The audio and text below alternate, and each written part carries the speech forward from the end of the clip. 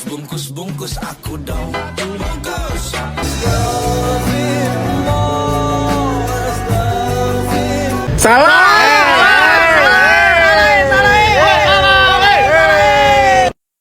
Oke, standby, kamera ready, sound ready, 3, 2, 1, action. Assalamualaikum warahmatullahi wabarakatuh. Perkenalkan, saya Esti Siasti Pamungan dengan NIM 2310-22012. Saya Suciana Makalab dengan NIM 2310-22014. Saya Cynthia Erbau dengan NIM 2310-22006. Kami mahasiswi aktif dari jurusan Manajemen Pendidikan Islam Fakultas Ilmu Tarbiyah dan Keguruan IAIN Sultan Amri Gorontalo.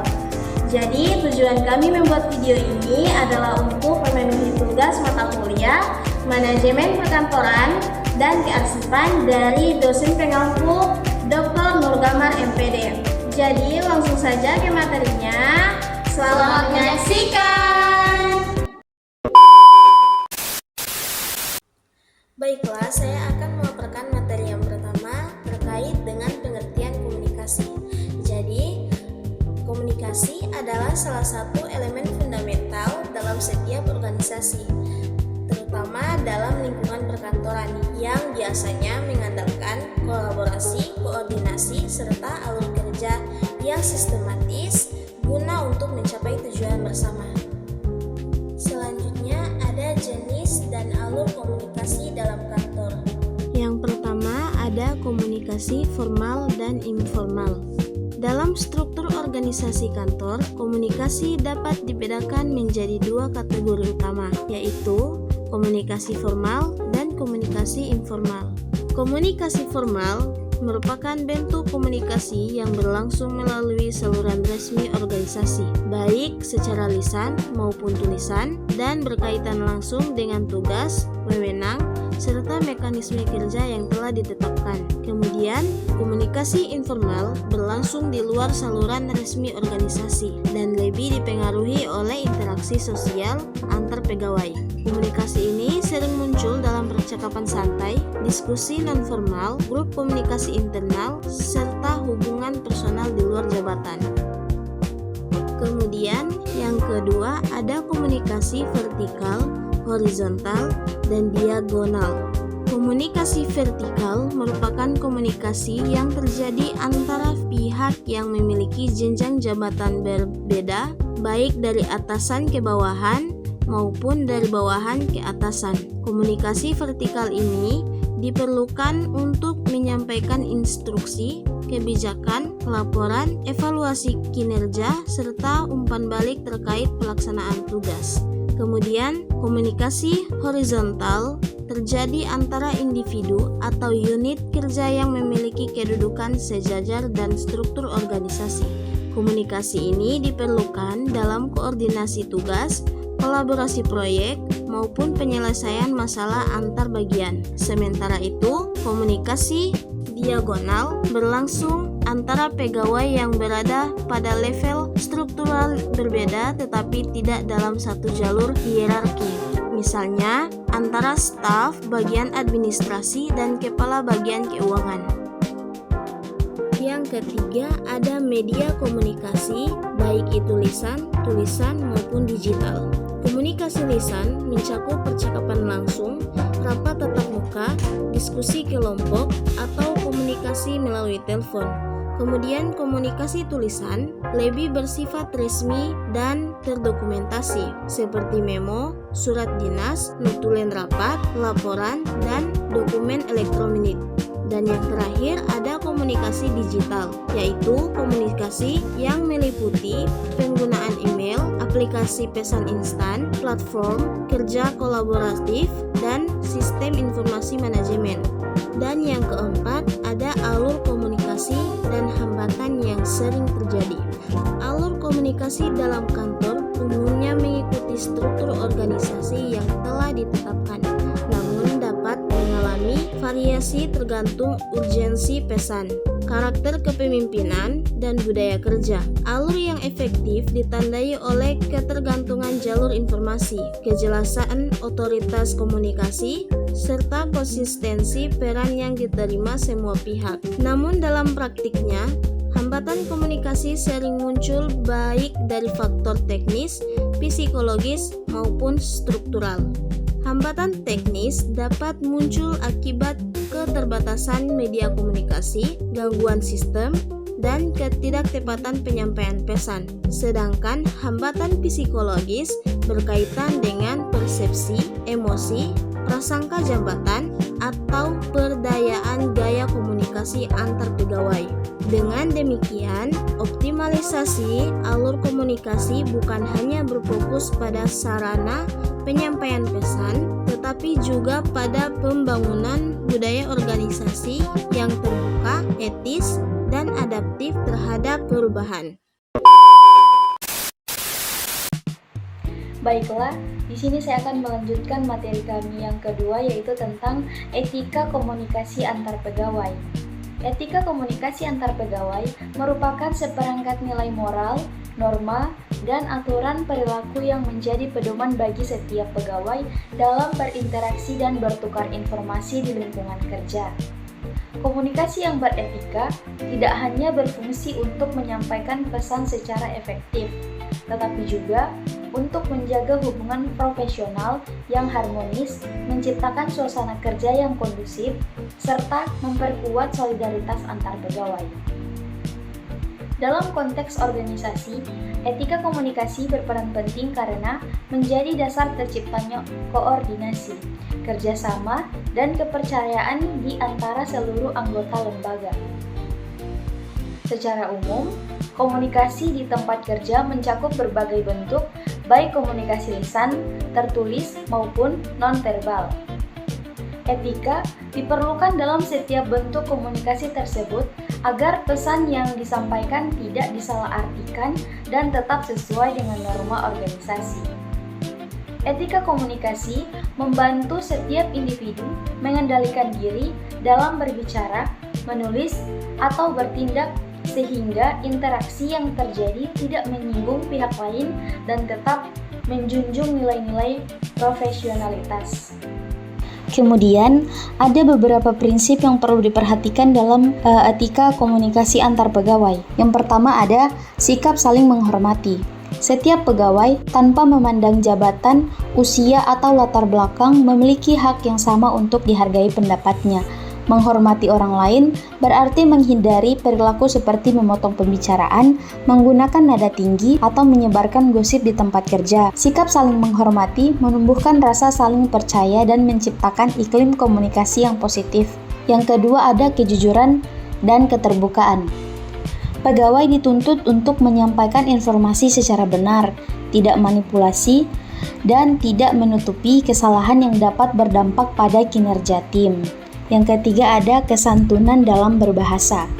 Dalam interaksi profesional, penggunaan bahasa yang sopan dan santun mencerminkan karakter seseorang.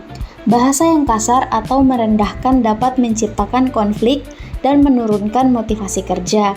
Oleh karena itu, penting bagi setiap pegawai untuk menjaga nada bicara, memilih kata dengan hati-hati, serta memperhatikan ekspresi wajah dan bahasa tubuh saat berkomunikasi dengan rekan kerja. Kemudian ada kerahasiaan informasi. Dalam lingkungan kerja, terdapat berbagai data dan informasi penting yang tidak boleh disebarluaskan sembarangan. Pegawai yang beretika akan menjaga kepercayaan organisasi dengan tidak menyebarkan rahasia perusahaan atau masalah pribadi rekan kerja. Pelanggaran terhadap prinsip ini dapat menurunkan kepercayaan antar pegawai dan bahkan merugikan reputasi organisasi. Selanjutnya ada empati. Empati berarti kemampuan untuk memahami perasaan, sudut pandang, dan kondisi orang lain. Dengan berempati, pegawai tidak hanya berfokus pada pesan yang ingin disampaikan, tetapi juga pada bagaimana pesan tersebut diterima oleh lawan bicara. Komunikasi yang perlu empati mampu menciptakan kedekatan emosional dan mengurangi potensi kesalahpahaman. Kemudian ada keterampilan dalam mendengarkan secara aktif. Seringkali, masalah di tempat kerja muncul karena pegawai lebih banyak berbicara daripada mendengarkan. Mendengarkan aktif berarti memberikan perhatian penuh kepada lawan bicara, memahami isi pesan, dan memberikan tanggapan yang relevan. Sikap ini menunjukkan penghargaan terhadap orang lain dan memperkuat kerjasama tim. Melalui komunikasi yang beretika, yang didasari oleh kejujuran, kesantunan, empati, dan tanggung jawab, setiap pegawai dapat menciptakan hubungan kerja yang saling menghargai dan mendukung pencapaian tujuan bersama. Dengan kata lain, keberhasilan suatu organisasi tidak hanya ditentukan oleh kemampuan teknis pegawainya, tetapi juga oleh kualitas komunikasi yang berlandaskan etika dan integritas. Baik, di sini saya akan melanjutkan pembahasan yang ketiga, yaitu strategi menciptakan hubungan kerja harmonis. Hubungan kerja harmonis adalah kondisi interaksi yang saling mendukung, menghargai, dan berorientasi pada tujuan bersama antara pimpinan, rekan kerja, dan bawahan. Dalam suatu organisasi, hubungan ditandai oleh adanya rasa saling percaya, komunikasi yang terbuka, dan semangat kebersamaan. Menurut Handoko, hubungan kerja yang harmonis menciptakan apabila terdapat keseimbangan antara kepentingan organisasi dan kebutuhan individu. Sedangkan Hasibuan menekankan bahwa hubungan kerja yang harmonis merupakan hasil dari pengelolaan sumber daya manusia yang memperhatikan aspek psikologis, sosial, dan profesional para pekerja. Yang pertama ada peran komunikasi dalam membangun hubungan kerja. Komunikasi di kantor merupakan proses penyampaian informasi, gagasan, instruksi, maupun perasaan antara individu atau kelompok dalam organisasi. Melalui komunikasi, setiap unsur dalam organisasi dapat saling memahami tugas, tanggung jawab, serta tujuan bersama yang hendak dicapai. Dengan demikian, komunikasi menjadi penghubung utama antara manajer dan karyawan agar tercipta kesamaan persepsi, koordinasi yang efektif, serta hubungan kerja yang harmonis. Hubungan kerja yang baik tidak mungkin terjalin tanpa komunikasi yang terbuka dan efektif. Komunikasi tidak hanya berfungsi untuk menyampaikan pesan, tetapi juga menjadi alat untuk membangun kepercayaan, menguatkan kolaborasi, serta menciptakan suasana kerja yang positif di lingkungan kantor. A. Meningkatkan kepercayaan dan keterbukaan. Komunikasi yang jujur, terbuka, dan dilakukan secara konsisten agar menumbuhkan rasa saling percaya antara kepegawaian maupun antara pimpinan dan bawahan. Ketika komunikasi berjalan dengan baik, tidak ada pihak yang merasa disembunyikan informasi atau diperlukan tidak adil. Kepercayaan ini menjadi dasar penting bagi terciptanya hubungan kerja yang harmonis. B. Mengurangi kesalahpahaman. Komunikasi berfungsi untuk memastikan bahwa pesan, instruksi, dan informasi disampaikan dengan jelas sehingga dapat dipahami dengan benar oleh penerimanya. Dengan komunikasi yang baik, potensi terjadinya salah tafsir, rumor, atau konflik akibat ketidaktepatan informasi dan diminimalisir. C. Meningkatkan semangat kerja. Komunikasi dua arah memungkinkan pegawai menyampaikan ide, saran, dan masukan terhadap kebijakan atau kegiatan di tempat kerja. Ketika pegawai merasa didengar dan pendapatnya dihargai, mereka akan lebih termotivasi untuk memberikan kinerja terbaik. Selain itu, komunikasi yang bersifat memotivasi seperti pemberian pujian, penghargaan, atau dukungan moral akan memperkuat semangat kerja yang loyalitas pegawai. D. Memperkuat koordinasi.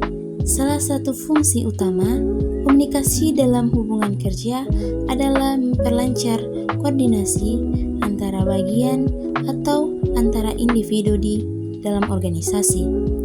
Informasi yang disampaikan secara tepat, waktu dan akurat akan membantu setiap bagian menjalankan fungsinya sesuai dengan peran masing-masing, tanpa tumpang tindih.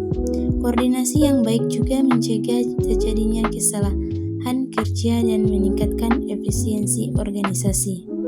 Ada strategi membangun hubungan kerja harmonis. Hubungan kerja yang harmonis tidak terjadi secara otomatis, tetapi harus dibangun dan dipelihara dengan strategi yang tepat. Strategi ini mencakup langkah-langkah untuk memperkuat komunikasi, menumbuhkan rasa saling percaya, serta menciptakan lingkungan kerja yang efektif dan produktif. Dalam konteks organisasi atau kantor, hubungan kerja yang baik akan berdampak langsung terhadap meningkatnya efisiensi, kepuasan kerja, dan loyalitas pegawai. Berikut ini ada beberapa strategi praktis yang dapat diterapkan. A. Membangun komunikasi terbuka dan dua arah. Komunikasi merupakan kunci utama dalam membangun hubungan kerja harmonis. Hubungan antar pegawai akan berjalan baik jika komunikasi dilakukan secara terbuka, jujur, dan saling menghargai. B. Mengembangkan sikap empati dan kepedulian. Empati berarti kemampuan untuk memahami dan merasakan apa yang dirasakan orang lain. Dalam hubungan kerja, empati sangat penting agar tercipta suasana saling mendukung dan menghargai antara pegawai. C. Meningkatkan etika dan tata kerja. Etika kerja adalah pedoman moral yang mengatur perilaku profesional di tempat kerja.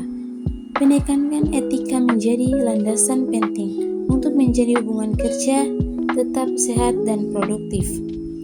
D. Meningkatkan kerjasama tim. Kerjasama tim adalah inti dari produktivitas organisasi. Dengan kerjasama yang baik, setiap individu dapat saling melengkapi dan memperkuat pencapaian tujuan bersama. E. Mengelola konflik secara konstruktif. Konflik adalah hal yang wajar dalam setiap organisasi, namun yang terpenting adalah bagaimana konflik tersebut dikelola secara bijak agar tidak menimbulkan perpecahan. F. Memberikan apresiasi dan pengakuan. Apresiasi adalah bentuk penghargaan terhadap kontribusi dan kinerja seseorang. Pengakuan ini dapat meningkatkan motivasi dan memperkuat hubungan emosional antara pegawai. Baiklah, itulah pemaparan materi dari kelompok kami. Sedikit kesimpulan terkait materi kami yaitu komunikasi dan hubungan kerja memiliki peran yang sangat penting dalam keberlangsungan aktivitas di lingkungan kantor. Komunikasi yang berlangsung dalam organisasi tidak hanya berfungsi sebagai sarana tukar informasi, tetapi juga sebagai fondasi bagi tercapainya koordinasi, kepercayaan, dan hubungan kerja harmonis antar pegawai. Jenis komunikasi yang digunakan di kantor, baik formal maupun informal, serta komunikasi vertikal, horizontal, dan diagonal, menunjukkan bahwa setiap pesan yang disampaikan harus melalui alur yang tepat dan tidak menimbulkan distorsi atau kesalahpahaman. Selain itu, etika komunikasi merupakan aspek yang tidak dapat dipisahkan dari interaksi profesional. Nilai-nilai seperti sikap saling menghormati, kejujuran, kesantunan, berbahasa, kemampuan menjaga kerahasiaan, empati, dan keterampilan mendengarkan aktif menjadi pedoman utama yang membentuk budaya komunikasi yang sehat. Tanpa penerapan etika yang baik, komunikasi mudah berubah menjadi sumber konflik, menurunkan moral kerja, bahkan merusak hubungan antar pegawai.